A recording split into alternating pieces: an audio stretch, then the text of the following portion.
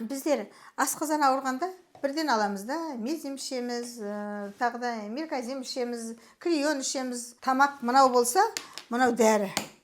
Қазір дәріні үстелдің үстіне бірге қойып қоятын заман болды қазір. Асқазан ауруы және асқазанына қышқыл пайда болуы. Сәлеметсіздер ме, құрметті менің оқырмандарым. Осы тақырыпта сіздерге мен көп мағлұмат бергім келіп отыр. Асқазан ауруы былай қарап тұрсаңыз күрделі, былай қарап тұрсаңыз жеңіл.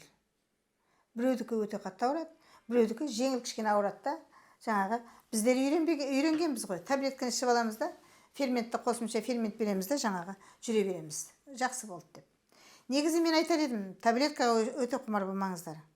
Табиғи жолменен емделіп, табиғи жолмен денсаулықтарыңызды ұстаңыздар дегім келеді. Асқазанның қышқылы көбейген жағдайда көбісі айтады, менің өтім толып кеткен, содан асқазанның қышқылы пайда болады дейді. Жоқ, қателесіздер.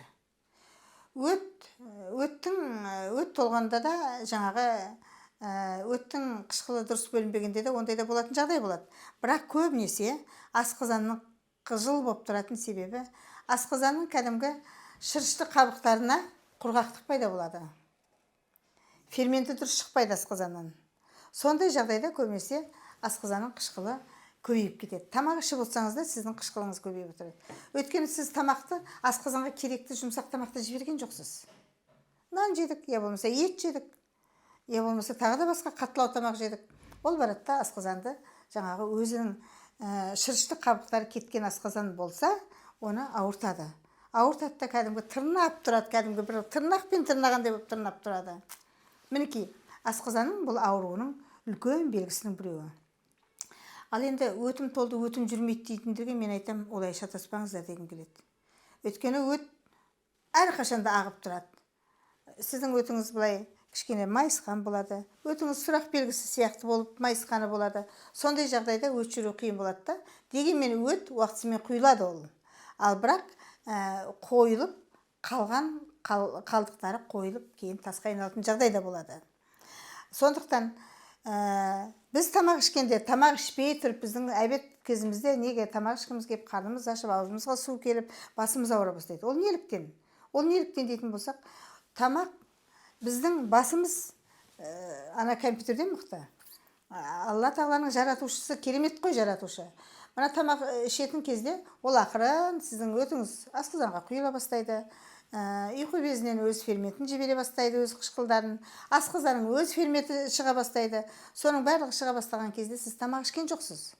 Ол кезде ұмытып кеттіңіз, я болмаса, ой, біраздан кейін ішем дедіңіз де жүре бердіңіз.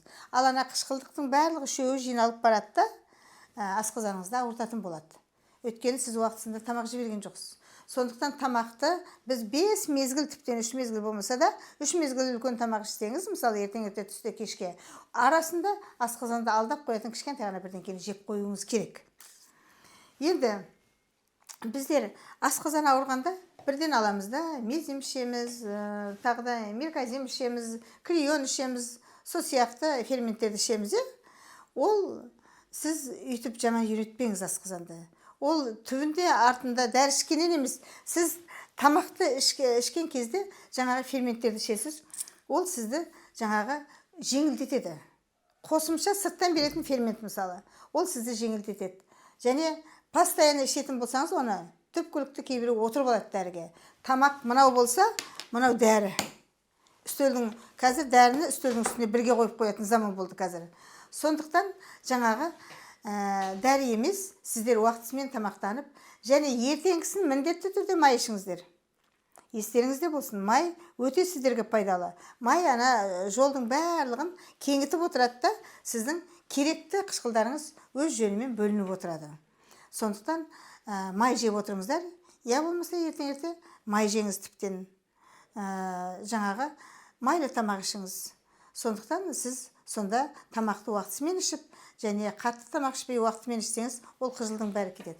Бірақ артасында сіздерге табиғи жолмен емді айта өтейін. Кімнің асқазаны ауырады? Семена ілна деген бар. Яғни ілна деген зығыр ғой, сол семенасы болады.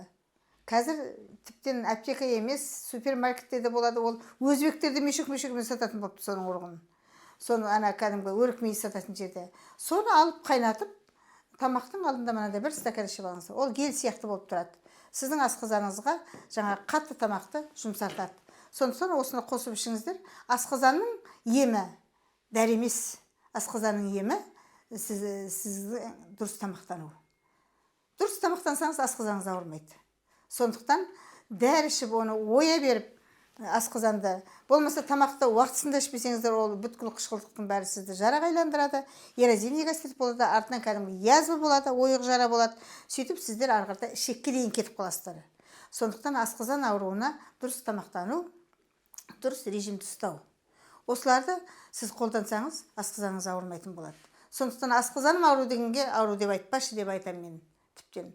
Өйткені асқазаны ауырған адам өзін күтсе, тамақпенен тағы да қосымша шөп ішіп қойыңыз арасында, кішкене қабынып тұрса, жаңағы түймедақ ішіңіз, қабынып тұрса, зверобой дейміз ғой, сондай шөптердің бәрін ішіп отырсаңыз өте жақсы болады. Жалпы қандай шөп ішесіз, қандай ішіп, қандай жеу керек туралы сұрайтын болсаңыз, маған WhatsApp-қа жазсаңыздар, мен сіздерге жауап беретін боламын.